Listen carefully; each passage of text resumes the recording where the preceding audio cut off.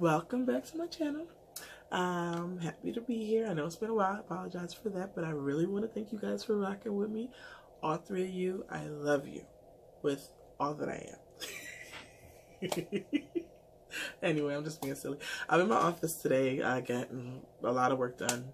It was sunnier out, but now it's gloomy, so I guess I don't feel so bad for being trapped in my office. But anyway, whatever. I figured it'd be a good time to make a video, catch up with y'all. So I want to talk today about purpose. I want to talk about just kind of finding your purpose, and I don't want to do it in a way that's gimmicky, right? Because I feel like there's so many people there's so many voices on social media. There's so many people who are telling you, this is what you need to do to find your purpose. This is how you figure out who you are. And, you know, this is how you change the world. And, you know, and so many people are buying into that because they feel lost or they don't feel like they measure up. And so today I wanted to make a video about that, just a really quick video. And I wanted to kind of share some of my thoughts. So for me, I've always been somebody who takes herself way too seriously. As a kid, I was like, I'm gonna be a therapist. I'm gonna go out there and change the world. You know, I'm gonna slang these therapies. That's what I call slanging therapies. But, you know, I just knew who I wanted to be, right? I felt like I knew who I wanted to be. And as I grew up in my adulthood, she wasn't turning out to be who she was in my head, right? Like I had this idea of, you know, what Aaliyah in adulthood is supposed to look like. And so as I'm going through my experiences in life and I'm realizing that, okay, who I am ain't looking like her. And that caused a lot of conflict within me because I was looking for something. I was looking for who I was supposed to be, and I was rejecting anything else that didn't fit into that. And in doing that, I was really kind of shutting myself off to all the beautiful things about myself, flaws and all, everything that made me who I am and that I could absolutely use to connect with people and do my job better. But I wasn't seeing that because I had an idea of who I was supposed to be based on what I saw in other people and things that I admired in other people. And so what I've come to learn today is that we have to find a way to allow ourselves our own process. Our process doesn't necessarily look like the next person's. You know, some of us take the long way. Some of us got a lot of curves on our road. Some of us got bumps and spikes and all kinds of stuff. You know, but we find our way, and it's important that we allow ourselves to do that, right? Like we have to, I don't know quite how to put it. So the way I kind of, not manifested, but the way I kind of conceptualize it in my head, right? Like we know who we are based in our past experiences. We know, you know, okay, I've had, you know, these experiences in my past and I have been this person. I needed to be this person to get through something. You know, whoa, where did that side of me come from? You know, a lot of times we don't realize who we are until we're put in certain situations and circumstances. And then we learn and we meet a different side of ourselves, right? So in knowing that and understanding that we really only know ourselves based on our past experiences and how they potentially, well not potentially, but how they really do shape our current experiences and how even, you know, a lot of times they could add to the anxieties of our future experiences that we think we know are coming. But anyway, that's a whole nother video.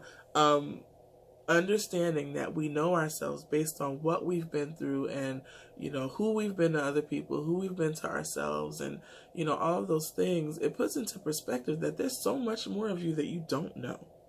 There's so many different sides of you in your growth that you have not yet met. So for you to have this idea of who you're supposed to be based on the lack of that information is foolish, because who you are to become is someone, I believe, someone with so much more depth and so much more wisdom and just insight because of your lived experiences, because of the connections that you've made, so much deeper than that person that you got in your head that you're supposed to be. And so for me, I had to kind of go through the process of killing her off. I know it sounds violent, but you know, I'm a little violent, so. Anyway, nah, I'm just playing. Well, maybe not. I am a little violent, but anyway, but yeah, like I had to kind of go through a process of killing her off and saying, you know what, she doesn't exist. she don't exist. This put together person that got it figured out and is walking into the room and changing things and shaking things up and always got the answers. She doesn't exist. Sis, let her go. I had to come to terms with that. I had to let her go. And and the hardest part of that is accepting who I am. And I don't have it all figured out. Nobody has it figured out. Nobody. We're all figuring out as we go. Some of us can fake the funk a little bit better than others, but life is tricky.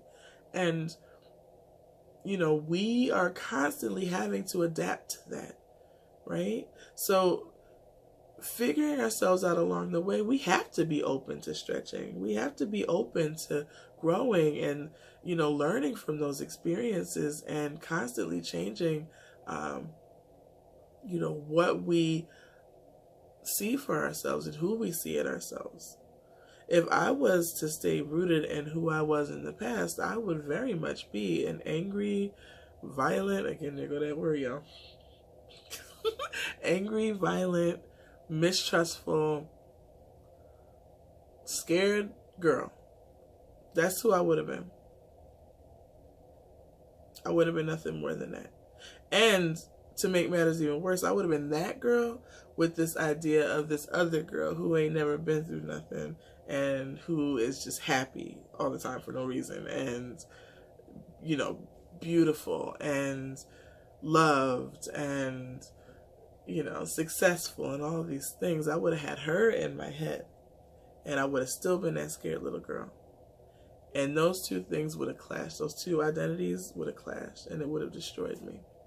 I had to figure myself out along the way and consistently be open to meeting the new sides of myself and, exploring the parts of myself that might not be so welcoming even, right? Figuring out the scary parts and just being able to do that work and having that self-acceptance. And again, I don't have it all figured out now. I'm still learning as I go, but I'm learning. I'm open to learning. And it's okay. And I might stumble. And I don't look like who I thought I was going to be.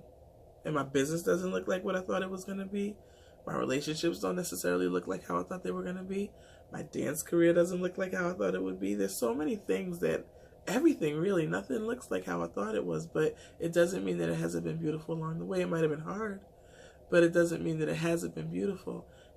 I think the biggest gift in all of that is learning that. Learning to let go of who I thought I was supposed to be. It might have been painful, but it was worth it. And every once in a while she creeps up. Every once in a while. And I gotta kill her again. Say, girl, ain't no space for you here. You don't exist. I have to be very realistic with myself. And so being open to allowing myself to just be and trusting the lessons that I have from my past and understanding that I can deal with what's in front of me and being open to what's to come for me in the future.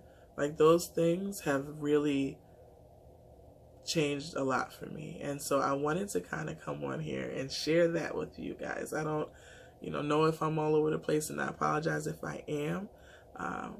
But I did. I just wanted to come here and I wanted to talk about that because I think that we get so wrapped up in who we're supposed to be and what we're supposed to look like, and that ain't it. That's not even a fraction of it. There's so much more in us. There's so much more in us. But we forget to reconnect to self. We're so busy looking around trying to figure out who we're supposed to be and looking for validation that we forget to connect to self, and we forget to trust our experiences and trust who we've been and trust how we feel and trust the lives that we've already impacted and the people that we have that are showing us reflections of ourselves, right? Seeing ourselves through their perspectives. Like, there's so many ways that we can look around in our lives right now, not on the greater scheme of things, right? Not in social media and not in all those things, but in the quiet moments of your life and in the relationships that you have and in those times where you're even by yourself. There's so much that you can learn about yourself, and you have to figure out how to Kill off that idea of who you're supposed to be, right? That perfection in your head. And know how to put a boundary up so that the world is not screaming at you who you should be. And figure out how to reconnect with self in those quiet moments of finding what it is that makes you happy, what it is that feeds your spirit, what it is that gets you going. Because so many of us are unhappy. So many of us are just living life. We're just functioning. You know, I fall into that all the time. I have to pull myself out consistently because I'm not going to live my life there, right? I'm not going to do that. I'm not going to just exist, right? I'm not going to just function. I want to live a full life. And a part of that is being present for myself, right? And checking in with myself and seeing how I feel about something. And if I'm not where I need to be, being open to hearing from friends who know me well enough to say, Aaliyah, you know, what's going on with you? What do you need to be happy right now? Right? And in doing that and consistently checking in with yourself and being true to yourself and loving yourself and accepting yourself, you find your purpose, because we can't be a positive impact on other people if we don't love ourselves, if we don't have that light within ourselves, right? You can't keep pouring from an empty cup. I know people say it all the time, and I've poured from an empty, dry, crusty, cracked cup before, and it ain't ever going to happen again, because I deserve more than that. And I believe that the impact that I would make just being an example of what light looks like is far greater than anything that I could say coming from a place of emptiness. So anyway, I just wanted to share my thoughts, and I hope you all are having a beautiful day. I'm about to get back to work. I got a couple clients coming in, and I don't want them to walk in here and hear me talking to myself, because that would be weird. So I'll talk to you later. Bye.